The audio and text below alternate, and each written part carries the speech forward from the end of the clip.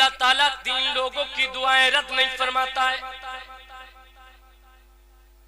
سرکار فرماتے اللہ تعالیٰ مظلوم کی دعا رد نہیں فرماتا ہے. سرکار فرماتے اللہ تعالیٰ مسافر کی دعا رد نہیں فرماتا ہے.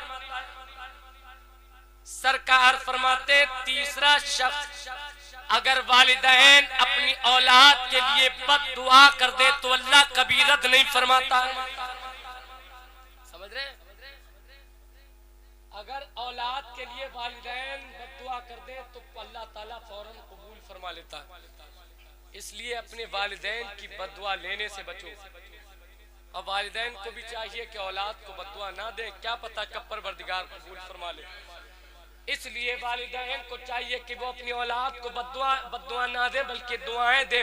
اولاد کو چاہیے کہ دعائیں لینے والے کام کرے، دعائیں لینے والے کام کرے. ماں باپ کی خدمت کرے تبھی تو دعا ملے گی. ماں باپ کی اطاعت کرے تبھی تو دعا ملے گی. ماں باپ کو سینے سے لگائے تبھی تو دعا ملے گی. ماں باپ کی فرما برداری کرے تبھی تو دعا ملے گی.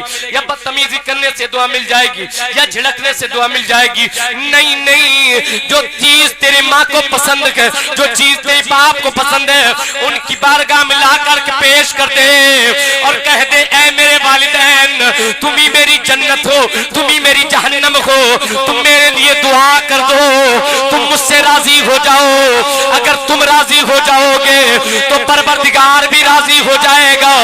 اللہ کی قسم، اگر تیری والدہ نے تیرے لیے دعا کر دی تو ہمارے جیسے 50 مولوی دعا کرتے رہے، ہمارے جیسے 50 پیر دعا کرتے رہے، ان سب کی دعائیں ایک طرف، والدین کی دعا سب کی دعا ایک طرف، والدین کی دعا. اللہ تعالیٰ والدین کی دعائیں بھی قبول فرماتا ہے، والدین کی بد دعائیں بھی قبول کرتا ہے. اب پہلے میں یہ بتا دوں کہ اللہ تعالیٰ والدین کی بد دعائیں کیسے قبول کرتا ہے. ابھی چند دن قبل کسی علاقے میں ایک شخص کا انتقال ہوا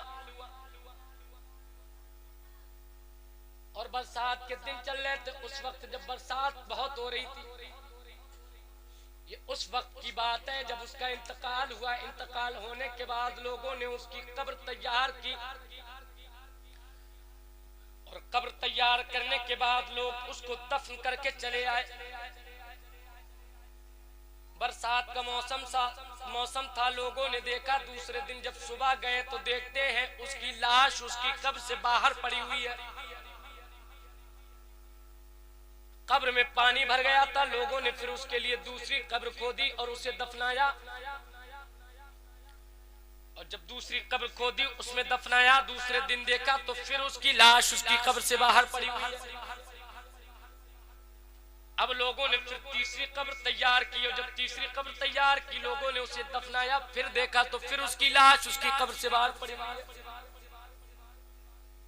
لوگ پریشان ہو گئے کہ 3 قبریں اس کے لیے تیار کی گئی ہیں. کسی قبر میں جس میں دفن کرتے صبح دیکھتے اس کی لاش اس کی قبر سے باہر پڑی ہوئی ہے. آخر مسئلہ کیا ہے؟ آخر سبب کیا ہے؟ آخر وجہ کیا ہے؟ کون سا وہ سبب ہے جس کی وجہ سے اس کی لاش اس کی قبر سے باہر پڑی ہوئی نظر آتی ہے؟ 3 قبروں میں سے دفنا دیا گیا ہے. کیا وجہ ہے؟ کس وجہ سے اس کی لاش اس کی قبر سے باہر پڑی ہوئی ملتی ہے؟ کسی نے کہا یہ شخص شرابی تھا، کسی نے کہا یہ جواری تھا، کسی نے کچھ کہا، کسی نے کچھ کہا. ایک نے بڑے پتے کی بات بتائی اور اس نے کہا سنو مولانا میں بتاتا ہوں وجہ کیا ہے کہ اس کی لاش اس کی قبر سے باہر پڑی ہوئی ہے.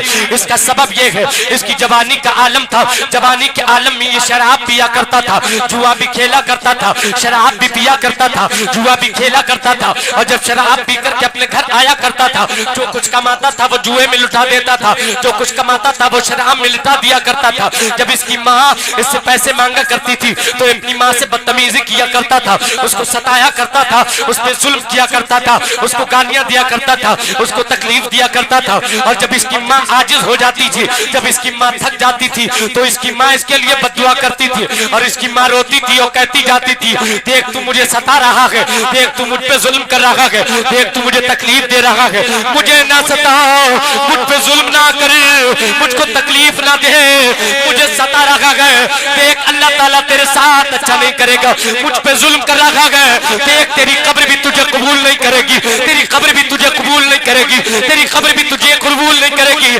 اللہ کی قسم، ماں کی بد دعا سب خط لے گئی ہے، اور تین تین قبروں میں اسے دفن کیا گیا ہے، لیکن کسی قبر نے اسے قبول نہیں کیا گیا، کیونکہ ماں کا نافرمان ہے، اور ماں کے دل سے دعا نکلی گئے، پردہ اجابت پہ ٹکرائی گئے، رب کریم نے قبول فرما لیا گیا، اس کے لیے تین تین قبریں بنائی گئی ہیں، لیکن کسی قبر نے اس کو قبول نہیں کیا ہے۔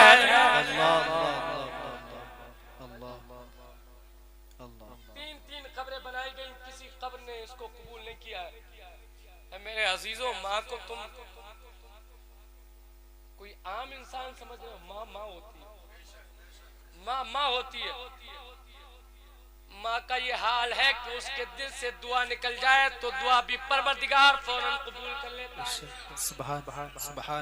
بد دعا نکل جائے تو بد دعا بھی قبول کر لیتا ہے۔ سرکار فرماتے حدیث پاک سنو، سینوں پہ ہاتھ رکھ کے یہ حدیث پاک کو سننا، میرے سرکار صلی اللہ تعالیٰ علیہ وسلم ارشاد فرماتے ہیں، اے اپنے ماں باپ کو ستانے والوں، اے ماں باپ پہ ظلم کرنے والوں، اے ماں باپ سے بدتمیزیاں کرنے والوں، اے ان پہ ظلم کرنے والوں، انہیں ستانے والوں، ان کے ساتھ بد اخلاقیاں کرنے والوں، اے عورتوں جو ان پہ ظلم کرتی ہو، اپنے شوہروں کے ماں باپ کی اطاعت نہیں کرتی ہو، ان کی فرما برداری نہیں کرتی ہو، ان کی عزت نہیں کرتی ہو، سرکار کا پیغام سن لو، میرے سرکار صلی اللہ تعالیٰ علیہ وسلم ارشاد فرماتے ہیں، اللہ تعالیٰ ہر جرم کی سزا کل قیامت کے دن دیکھا، پروردگار اگر دنیا میں کوئی ظلم کرتا ہے، دنیا میں کوئی گناہ کرتا ہے، دنیا میں کوئی عصیاں شیاری کرتا ہے، سرکار فرماتے ہیں کل قیامت کے دن پروردگار اسے سزا دے گا، لیکن اگر کوئی اپنے ماں باپ کو ستاتا ہے، ماں باپ پہ ظلم کرتا ہے، ماں باپ کو تکلیف دیتا ہے، سرکار فرماتے ہیں کل قیامت کے دن پروردگار اسے جو سزا دے گا وہ سزا تو دے گا ہی، لیکن پروردگار اس کے کیے کا بدلہ اس کو دنیا میں ہی دے دے گا، اور اس کو دنیا میں ہی لوگوں کے لیے نشان عبرت بنا دے گا۔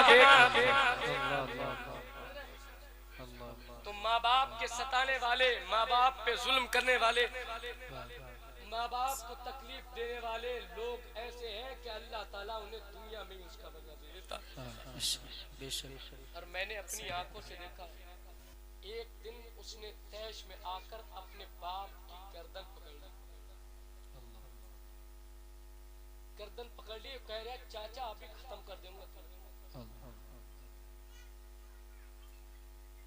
اس کے باپ کے منہ سے بددعا نکلی، اور اس کے باپ نے کہا کہ تو ایسا کرنے سے پہلے مر کیوں نہیں گیا؟